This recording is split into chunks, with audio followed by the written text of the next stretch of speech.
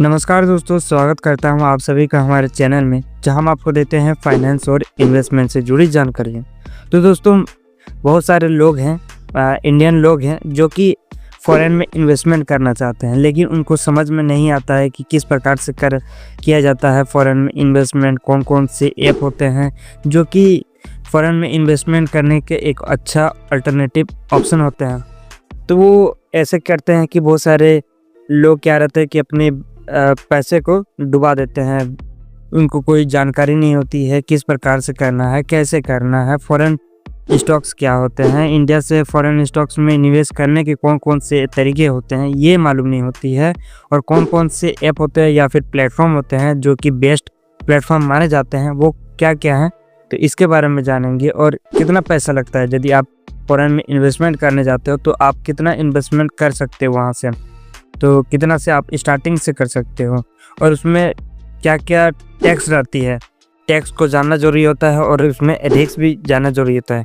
और लास्ट में जो मैं एक चीज़ बताऊंगा, वो चीज़ आपके लिए बहुत ही इम्पोर्टेंट रहने वाली है। तो चलिए क्या चीज़ है बताते हैं आपको। तो चलिए स्टार्ट करते हैं। तो सबसे पहले हम लोग बात करते हैं कि फॉरेन स्टॉक्स क्या होता है। देखो, फॉरेन स्टॉक्स वे होते हैं जो कि आप इंडिया से बाहर कोई भी कंपनी में इन्वेस्टमेंट करते हो, यानी कि बाहर का, जैसे फॉर एग्जांपल जैसे आपका एप्पल है, अमेजोन है, गूगल है, माइक्रोसॉफ्ट है, मेटा है, इन सारी कंपनीज में आप इन्वेस्टमेंट करते हो, तो इसी को हम लोग कहते हैं फॉरेन स्टॉक्स इन्वेस्टमेंट। तो जब आप इन कंपनी में शेयर खरीदते हो, तो आप ग्लोबल के कंपनीज का ओनर बन जाते हो। दूसरा चीज़ है वो है फॉरेन स्टॉक्स में इन्वेस्टमेंट क्यों करें। बहुत सारे लोगों का ये सवाल रहता है। देखो, बहुत सारे लोग ये भी बोलते हैं कि देखो यार, इंडिया में बूम कर रहा है, मतलब इंडिया ग्रोथ कर रहा है, तो मैं फॉरेन इन्वेस्टमेंट क्यों करूं, यानी कि फॉरेन में इन्वेस्टमेंट क्यों करूं। बहुत सारे लोगों का बोलना होता है। तो मैं उनको कुछ चीज़ों के बारे में जानकारी देता हूं, जिससे आपको क्लियरिटी हो जाएगी कि क्यों कर सकते हैं आप। तो चलिए इसके बारे में जानते हैं। पहला है ग्लोबल एक्सपोजर देता है। देखो, ये आपका जो पैसा रहता है वो आपका इंडिया में ही वो नहीं रहता है, वो अदर कंट्रीज में भी वो इन्वेस्टमेंट किया हुआ रहता है। यही आपका ग्लोबल एक्सपोजर देता है, यही इसका मीनिंग है। इसमें दूसरा है वो है आपका स्ट्रॉन्ग कंपनी का होना। देखो, फॉरेन जो कंपनियां रहती है अक्सर वो आपको हाई प्रॉफिट देती है, ग्लोबल बिजनेस देती है, और फिर स्ट्रॉन्ग ब्रांड भी देखने को मिलती है, तो ये आपको बेनिफिट मिलती है आपको। तीसरा है करेंसी बेनिफिट मिलना। देखो, मान लो यदि आपने फॉरेन में इन्वेस्टमेंट करते हो जस्ट लाइक डॉलर में, तो देखो डॉलर यदि मान लो स्ट्रॉन्ग होता है, तो आपको लॉन्ग टर्म में एक एक्स्ट्रा बेनिफिट मिल सकता है। चौथा चीज़ होती है वो है आपका रिस्क का डाइवर्सिफिकेशन करना। मीन्स ये क्या होता है। देखो, ये यदि आपका जो इंडियन स्टॉक मार्केट होता है, यदि मान लो आप इंडिया में भी इन्वेस्टमेंट किए हो और फॉरेन में भी इन्वेस्टमेंट किए हो, तो यदि इंडिया का स्टॉक यदि डाउन में जाता है, तो वहीं पे फॉरेन इन्वेस्टमेंट रहता है वो अप में जाता है।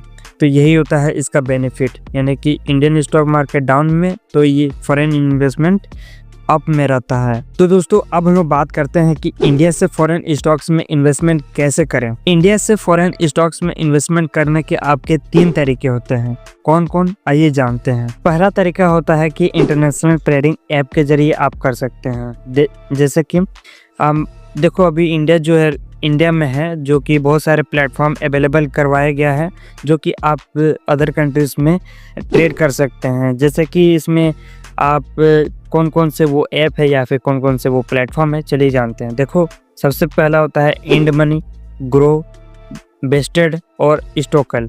ये सारी चीज़ों पे आप स्टॉक्स ट्रेड कर सकते हैं, जिसमें आपको बहुत सारे अच्छे खासे सुविधा भी प्रोवाइड किया जाता है। तो इसके क्या क्या प्रोसेस रहता है, चलिए इसके बारे में आपको बता देता हूँ। इन ऐप्स में क्या क्या आपको प्रोसेस मिलता है।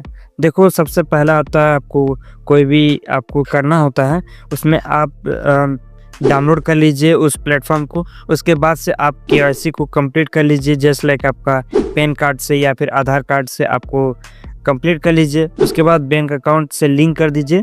उसके बाद आप डॉलर में मनी ट्रांसफ़र कर दीजिए। उसके बाद आप यूएस स्टॉक्स बाय कर सकते हो या फिर फॉरेन स्टॉक्स बाय कर सकते हो। और आप इसमें मिनिमम कितना से इन्वेस्टमेंट कर सकते हो, यानी कि कितने रुपये से इन्वेस्टमेंट कर सकते हो, वो आपको प्लेटफॉर्म पे डिपेंड करता है। जैसे लाइक आपका 1000 रुपये से या फिर 5000 रुपये से स्टार्टिंग होता है। दूसरा तरीका होता है वो है आपका म्यूचुअल फंड के जरिए, यानी कि ये डायरेक्ट तरीके से आप कर सकते हो। अगर आप डायरेक्ट तरीके से आप स्टॉक्स बाय करना चाहते हो फॉरेन स्टॉक्स को, तो आप इसमें इंटरनेशनल म्यूचुअल फंड में इन्वेस्टमेंट कर सकते हो। फॉर एग्जांपल वो कौन कौन से म्यूचुअल फंड है, चलिए इसके बारे में जानते हैं। यानी कि यूएस के, देखो यूएस फोस्कर म्यूचुअल फंड पहला में ये आता है। दूसरा में नास्डैक 100 इंडेक्स फंड और ग्लोबल टेक्नोलॉजी फंड। ये सारे फंड हैं जो कि आपको प्रोवाइड करवाते हैं म्यूचुअल फंड। इस सब में जो रहती है ये सारे चीज़ें आपको स्टॉक चुनने की ज़रूरत नहीं होती है। इसमें आपका फंड मैनेजर आपका फंड को मैनेज करता है और इसमें बिगिनर के लिए ये बहुत ही सेफ तरीका माना जाता है, यानी कि बहुत अच्छा तरीके से इसको सेव करके रखता है। तीसरा तरीका होता है वो है आपका ETF के जरिए। देखो ETF का मतलब होता है इसमें एक्सचेंज ट्रेड फंड जो कि फॉरेन इंडेक्स को ट्रैक करता है। फॉर एग्जांपल जैसे आपका S&P 500 ETF या फिर दूसरा है नास्डैक ETF, जो कि लॉन्ग टर्म इन्वेस्टमेंट वालों के लिए ये अच्छा ऑप्शन होता है। तो दोस्तों अब मेन टॉपिक में बात करते हैं कि मिनिमम इन्वेस्टमेंट कितना चाहिए होता है, यानी कि कितना रुपए से आप इन्वेस्टमेंट कर सकते हो फॉरेन इन्वेस्टमेंट में। तो चलिए जानते हैं। देखो ये जो आपका रहती है इन्वेस्टमेंट रहती है वो आपका प्लेटफॉर्म पर डिपेंड करता है। फॉर एग्जाम्पल जैसे आपका डायरेक्ट स्टॉक खरीदना है तो ये आप 1000 रुपये या फिर 5000 रुपये से आप स्टार्टिंग कर सकते हो। म्यूचुअल फंड के जरिए करना है तो आप 500 रुपये से SIP के फॉर्म में आप कर सकते हो।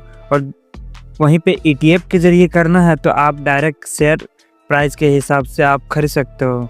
यानी कि फॉरेन इन्वेस्टमेंट वाले ये अमीर के लिए भी नहीं होता, ये गरीब के लिए भी ये नॉर्मल आदमी के लिए भी होता है। तो दोस्तों अब हम बात करते हैं सबसे मेन टॉपिक में जो कि है टैक्स के बारे में। बहुत सारे लोग रहते हैं कि टैक्स के बारे में जानते नहीं हैं, लेकिन वो अपने गलती के कारण वो बहुत सारे पैसे टैक्स में डाल देते हैं। यानी कि कमाते तो हैं लेकिन आधा से अधिक, जैसे मान लो 10% कमाया तो वो उसका 5% अलग ही कोई और ले लेता है, यानी कि कोई अदर प्लेटफॉर्म ले लेता है। तो इसी चलते आपको जानना चाहिए होता है टैक्स के बारे में।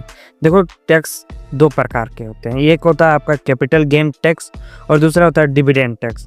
इसके बारे में चलिए जानते हैं। देखो कैपिटल गेन टैक्स भी 2 तरीके होते हैं। पहला तो आपका होता है शॉर्ट टर्म में और दूसरा होता है लॉन्ग टर्म में। देखो शॉर्ट टर्म में क्या होता है कि आपको ये इनकम टैक्स स्लैब के अंतर्गत आता है, यानी कि उसके अंदर ही आता है, उसी हिसाब से आपको टैक्स लगती है।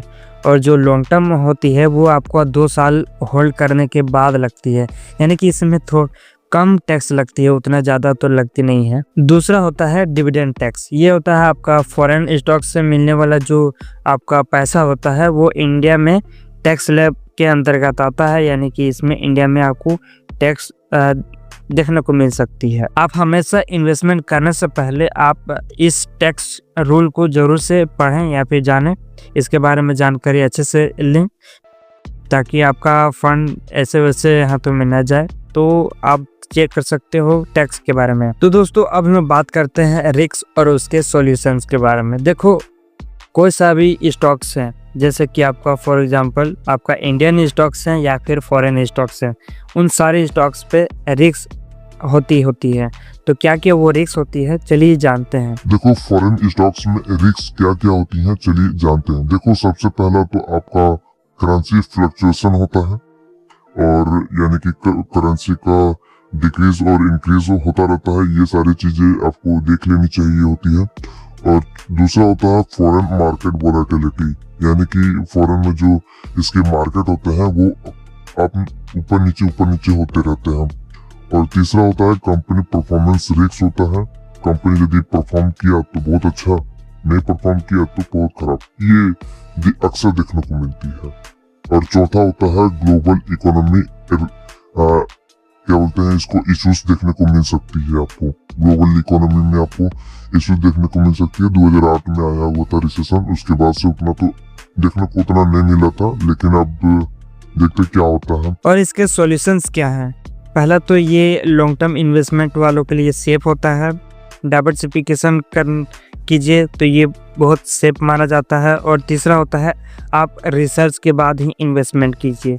ये 3 तरीके होते हैं जो कि आपको बचाते हैं रिस्क से। तो दोस्तों अब हम बात करते हैं न्यू लोग यानी कि बिगनर्स लोग। बहुत सारे लोग रहते हैं कि इन्वेस्टमेंट करना चाहते हैं फॉरेन स्टॉक्स में, लेकिन वो कर नहीं पाते हैं। क्यों नहीं कर पाते हैं? क्योंकि उनका स्ट्रैटेजी अलग अलग रहती है।